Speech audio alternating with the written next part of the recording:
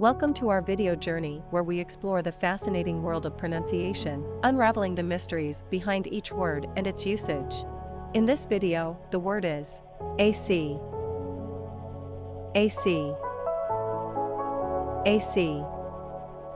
AC is an abbreviation commonly used to refer to air conditioning. It's used to describe systems or devices that cool and dehumidify indoor air to create a comfortable and controlled environment, especially during hot weather.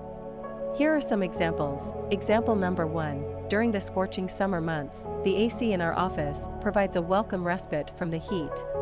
Why AC is used in example number 1. AC is used to refer to the air conditioning system in the office, highlighting its role in providing relief from high temperatures. Example number 2. Make sure to turn off the AC when you leave the room to conserve energy.